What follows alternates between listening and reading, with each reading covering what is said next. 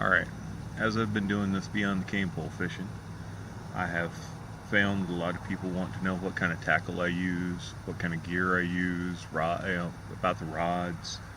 They have all kind of questions.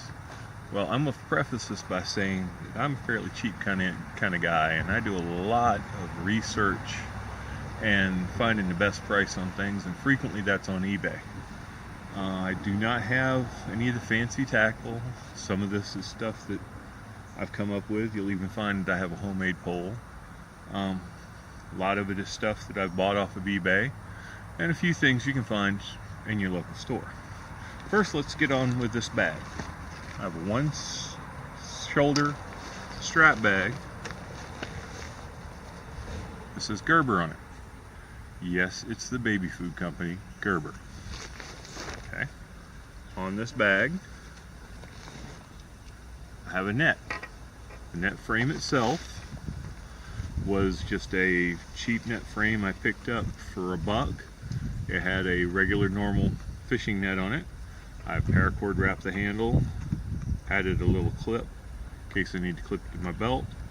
And then on eBay I found this fine mesh material. It does just like that. Y'all pardon us, I'm at a National Forest recreation area, and there's a train track nearby, and obviously there's a train going by. There's the net. Simple little cricket cage you'd find at any Walmart or other place fishing store. In fact, this one has kind of come loose a little bit. I gotta redo it. That's just in case I want to get some crickets or I find something that creepy crawly I want to use for bait. In the back of the bag, and came with it, is a start healthy, stay healthy pad that you would lay your baby down on. What I'm doing with this is where I'm going to be putting the rest of my tackle as I go, and I will be setting stuff out the way, hopefully, so you can see it. Now, of course, I did add this little peg to hold the net in. In the front pocket, that's an empty spool of line I didn't get rid of. Got some 6-pound line. I've got some polypro yarn for making indicators. I found these little spools of monofilament at Walmart for like 50 cents each. They were on sale. Then the next week they had them back up to $1. I bought them more for the spools because they have a keeper on them than I did for the monofilament. But it's got several different weights of monofilament. This is to strap to the little loop on the top of my bag. Goes on it like that, and I can hang it in a tree branch to hold my bag up. That way I don't have to bend over all the time doing that. Cheap little dollar store bait knife. It's fairly sharp because I've added a little edge to it, but if I need to cut some bait or something like that, of course I've always got a pocket knife. A pair of stainless steel scissors. Use it to cut bait. I think these came off of eBay, not sure. I've bought several of those. Got a dehooker that I'm trying out.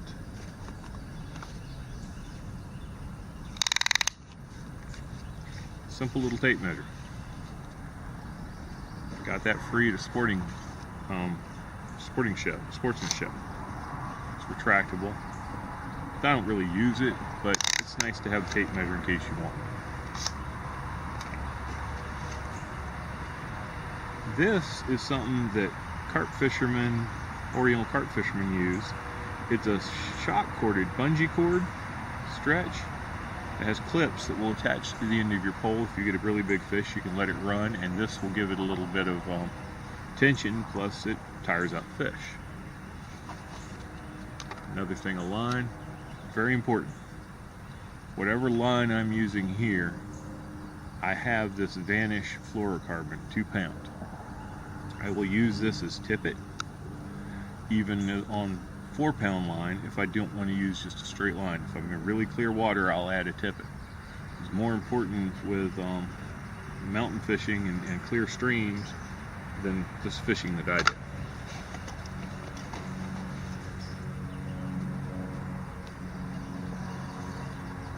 Pair of tweezers for working with bait. Hemostats, same difference, working with bait, working with hooks, unhooking fish.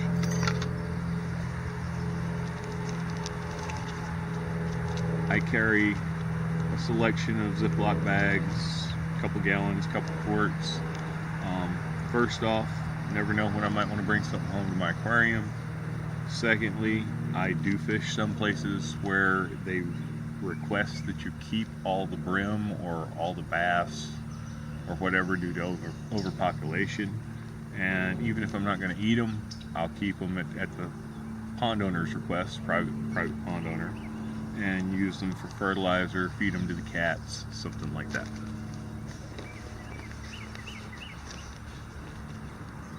I'm not going to take these off. Some pair of nail clippers. These are clipped, or they will come off. I'm going to leave them in there just for the sake of not losing them.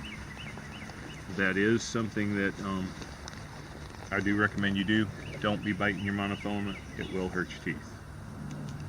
Once again, a couple fish stringers because I do fish places where you're supposed to keep the fish. A syringe without a needle. I was doing this to consider a paste bait.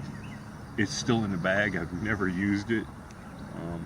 It's just there. It's one of the things I'd read about and seen, and wanted to put that there. Okay, that's everything there. Now let's get in the main part. First thing that comes out of the main part, interesting little bag. My wife made this out of a pair of pants legs.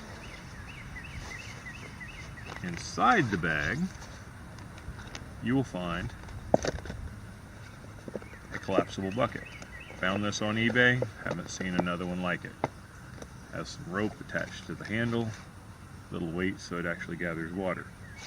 Part of this is so I can put little fish in and hold on to them, count them at the end of the day. Another part of it is just to get water to put it in my photo tank. Don't like bending over, old guy, back problems. This helps out. Put this over here. Then you find my photo tank.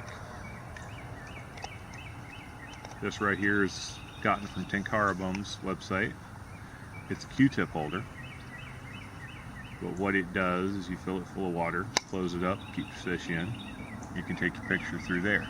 You've probably seen this if you've ever looked at my photo album on the Facebook page. You've seen this with a few fish in it.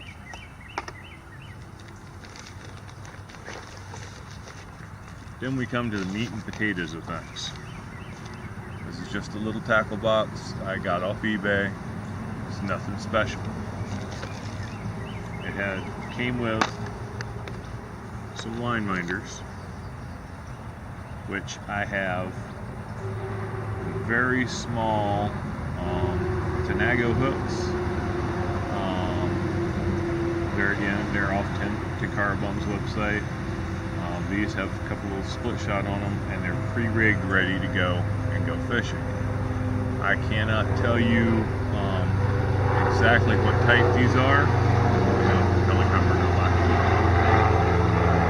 I can't remember exactly which ones I bought. They're the ones with the little red pre-snelled. I do recommend you buy the pre-snelled hooks. Then I've got a couple line leaders made up. This one happens to have a size 26 or 28 fly hook with a split shot. I was fishing for some micros that way. That also works for brim. I believe that's an 11 foot that I need to really get. There's actually the leader I was fishing with yesterday, wrapped up on top of a leader that actually has some of the polypro yarn on it. But it's important to have some things to wrap your leaders on so you can take them off your poles.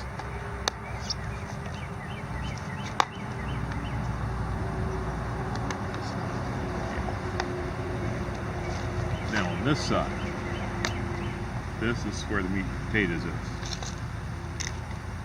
BB split shot. Some number 4 split shot. Number 1 split shot. Number 8 split shot. Number 6 split shot for different sizes of split shots. I have some number 6, number 8 hooks there. Size B split shots. Generally I use the BB, but in case I want a little bit more weight. I've been saying these are size 12. Turns out that this pack is size 14. I do have some size 12 dry fly hooks. I think I sent those to my nephew or grandnephew, but these are size 14 little dry fly hooks. Gotten off eBay. Once again, these are number 8 hooks underneath them. Put that down in there so I don't have to worry too much about it. Right here in this package, so they don't get loose, there's some tiny little size 28 dry fly hooks. Size 28, size 26, both will work. I use those on a regular piece of monofilament when fishing for some micros, but not necessarily the micro, tiny little mosquito fish. The mosquito fish are a little bit too big for that. Those guys right there will work on things like, I had a video where I was catching herring, I believe it was. They would do that. They'll catch small brim and whatnot. I have some small bobbers. These are just regular bobbers from Walmart, little toothpick style. Toothpick goes in to hold your line. Then I come to strike indicators.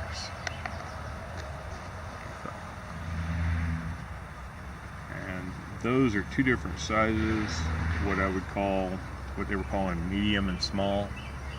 I use those in conjunction with some of the lighter weights and a hook whenever I do need something for indicating. Basically, they're just small bobbers. And that is pretty much the tackle pack. If you need to have a little more information on it, I'm just going to go ahead and say it. This is what works for me. I will try and get you as much info as possible. I will also put a link in the description to Tenkara Bum's website and show where I've got the Tanago hooks. Some of this stuff could be ordered through him, some of this cannot. Like I said, I am an eBay shopper.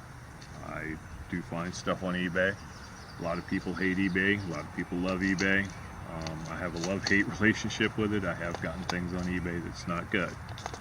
But generally, all my stuff came from there.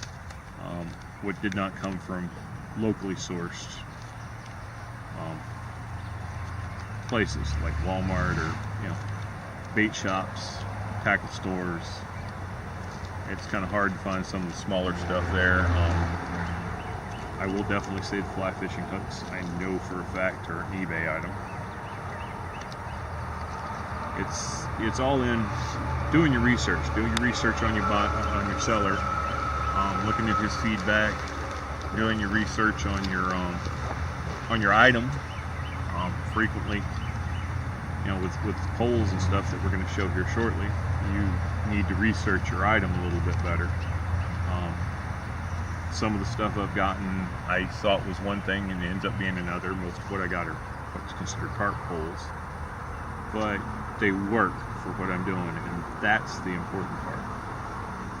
You get stuff that works for you, how you want to, your skill level, your comfort level, whatever makes you happy. Don't get caught up in you have to have this or you have to have that.